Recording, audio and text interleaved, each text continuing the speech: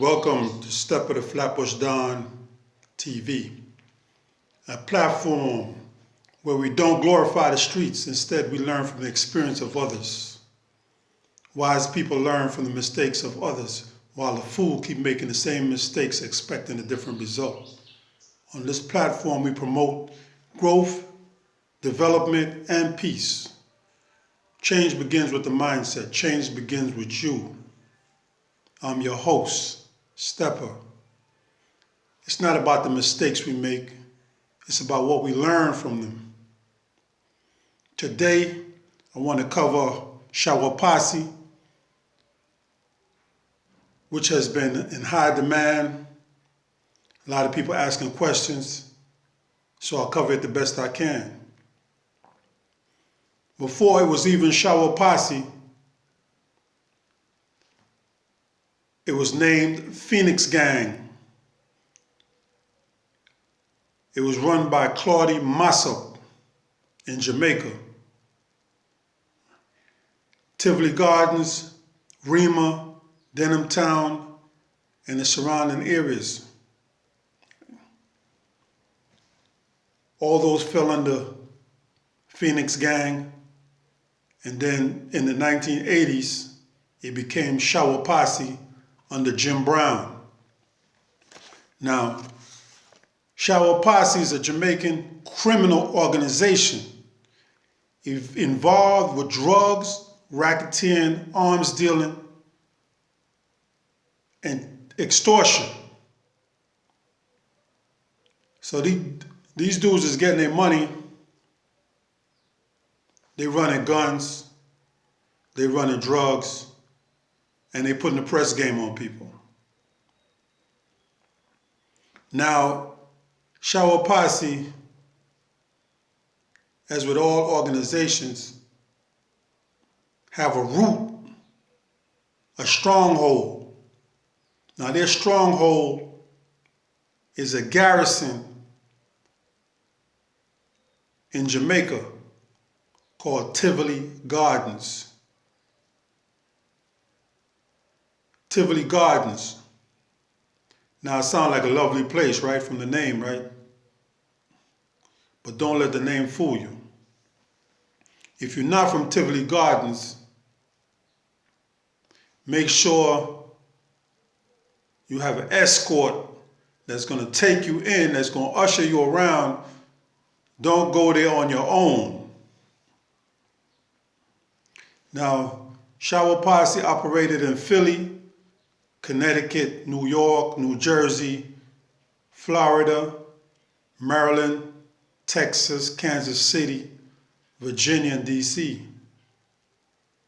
As I said before, Shower Posse was formed in the 1980s with a strength of at least 2,000 soldiers. So we're talking about an organization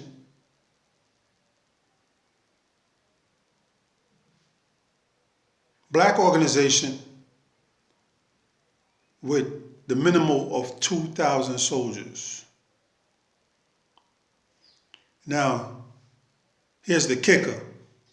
It is believed that the CIA in the 70s and the 80s were involved with arming and training the Shower Posse, who were aligned with the Labour Party. Since the CIA was anti-communist and socialist, therefore anti-PNP, they worked to destabilize and oust the PNP government. So now, you see, Shower Posse, in most of these political groups, you have people in the street that do the dirty work, get their hands dirty. Shower Posse was one of these crews, one of these criminal organizations.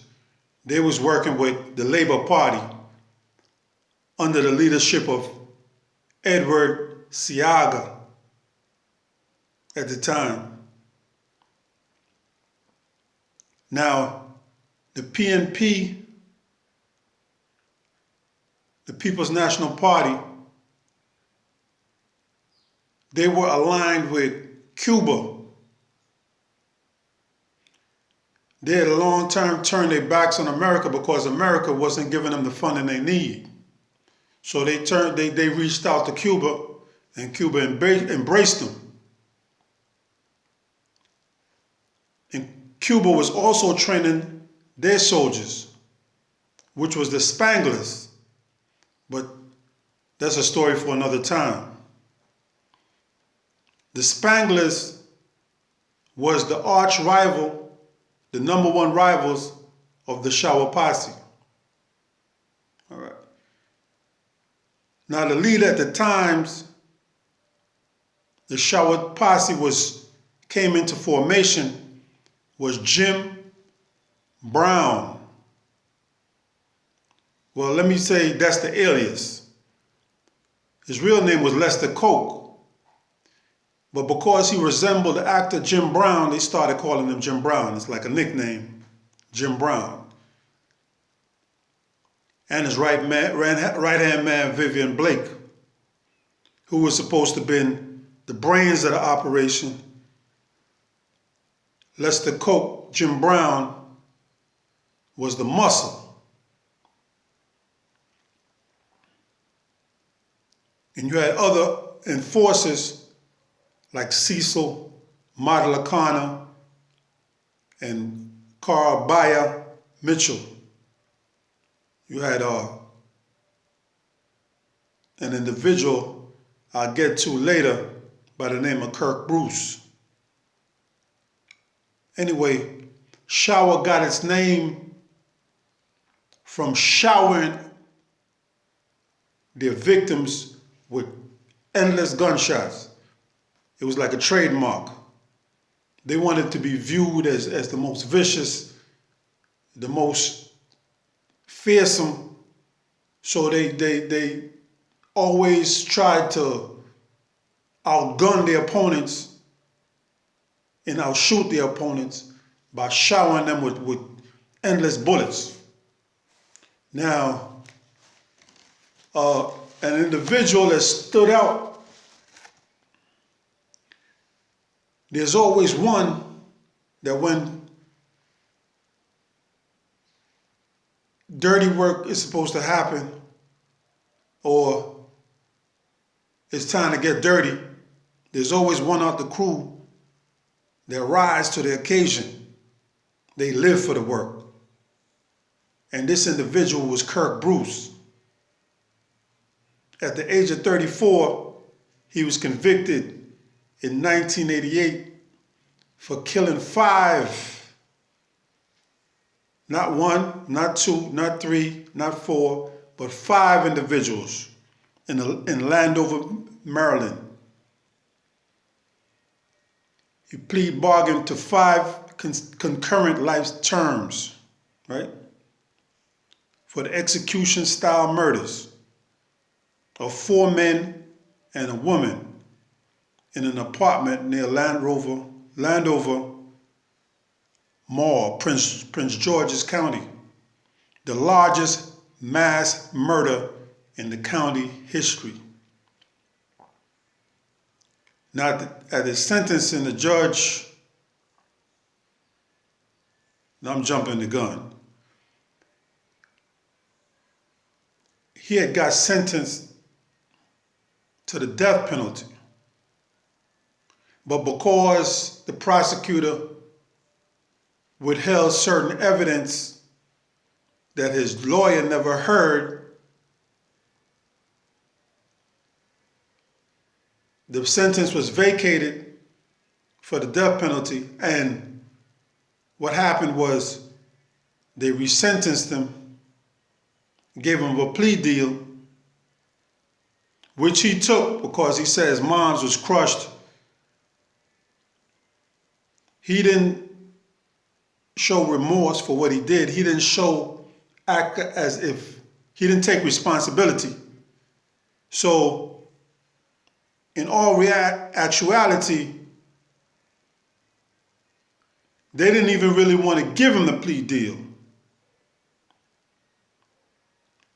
But he took it, they went with it because they just wanted to seal and wrap up the case. Right? So now, this brother got 5 concurrent life terms, right? And the judge made this remark: I believe he'll be in jail for the rest of his life, or such a long time that it wouldn't make a difference. Right? Shower Posse were made up of trained individuals who had certain dysfunctions dealing with war in Jamaica and then coming over to the States. So you're talking about some people, some of these individuals was, you could say, bloodthirsty, and some weren't. This brother here, Kirk Bruce, was a well-known individual that had bodies all over the place. As it stands right now, there's another murder in Florida. I believe it's Fort Lauderdale that he has to go answer for, where there was in a restaurant or a dance or something, and shootout broke out, and he opened up on the crowd on a machine gun trying to make his way through so that him and his homeboys could get to the cars. Him and his brethren them could get to the cars. So you had eyewitness in that case that put him in the scene and all that, so he has to face that case also. Now, you got a lot of people. Remember I said Shower Posse was in Dallas, Philly, New York, Jersey, Kansas City, and a whole lot of different places. Now, somebody always asks questions as to the thoroughness of Shower Posse. Now, I could tell you that the authorities say that Shower Posse was responsible for 5,000 murders.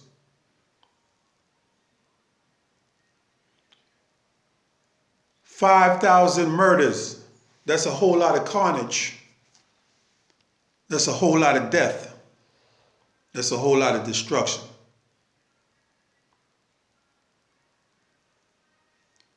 Understand, when you're dealing with the drug game,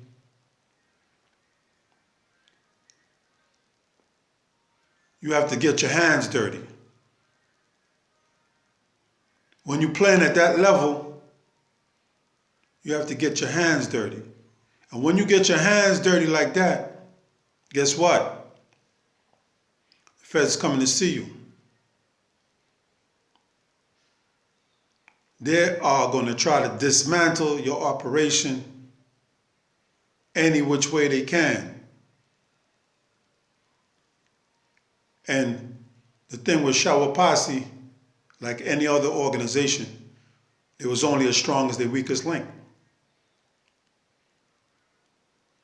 Now, when their leader was facing extradition back to the States, he was mysteriously burnt up in his jail cell. Why? It was rumored that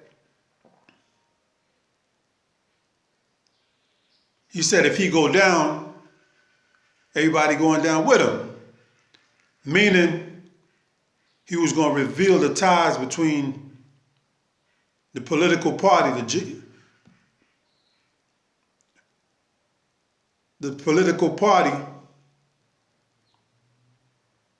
that he belonged to, the JLP under Edward Seaga. He was going to reveal the ties to that Labor Party or that political party and the CIA. So guess what? He took him out. They took him out. They took him out the picture. Sometimes you think that you're bigger in life. You're bigger than life. But there are others bigger than you. Sometimes you think you're all powerful. You can't get touched. But there's people who could touch you. Sometimes we become bigger than ourselves in our own mind. We become more supreme in our own minds than in reality. Now, it was said that when Bob Marley got shot in Jamaica,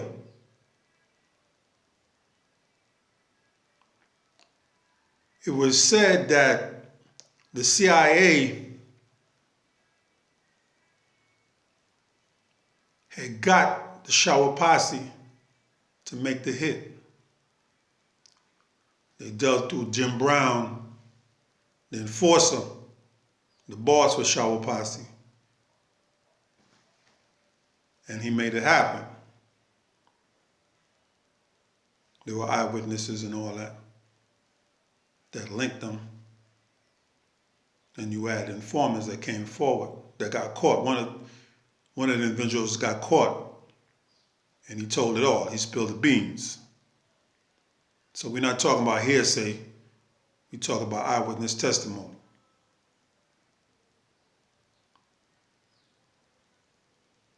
Now, they're always saying that black people can't organize. But Shower Posse was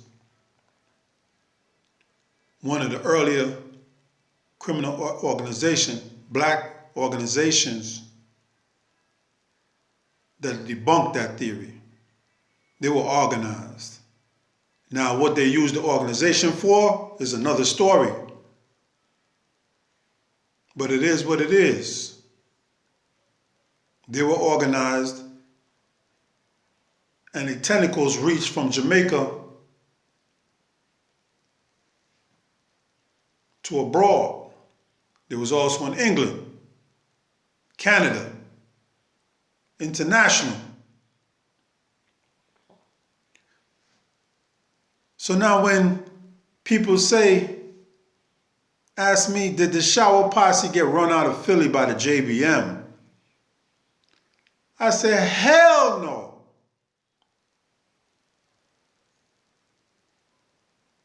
The JBM was strong in Philly. I don't take nothing from them. They were strong in Philly, but they wasn't that strong. They wasn't strong enough to run Shower Posse out of Philly.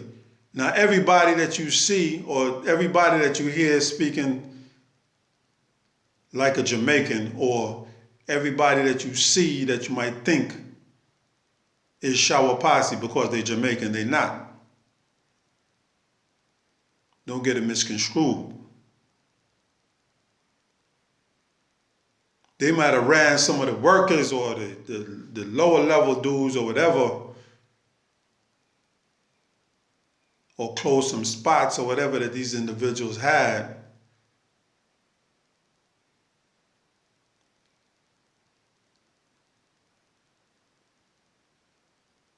But I would never co-sign that the JBM, Junior Black Mafia, ran Shower Posse out of Philly. That never happened. That's weak. Don't even believe that. Don't believe the hype. Don't believe the hype.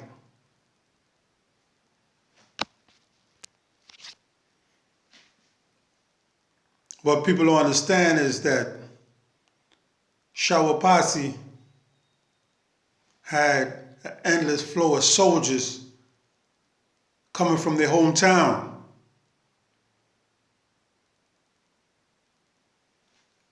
Their families was there. So when they came and represented the posse in the States, the Don down there was in control because he could touch the families. So whoever strayed or whoever turned traitor, they knew that they couldn't run and leave their family behind.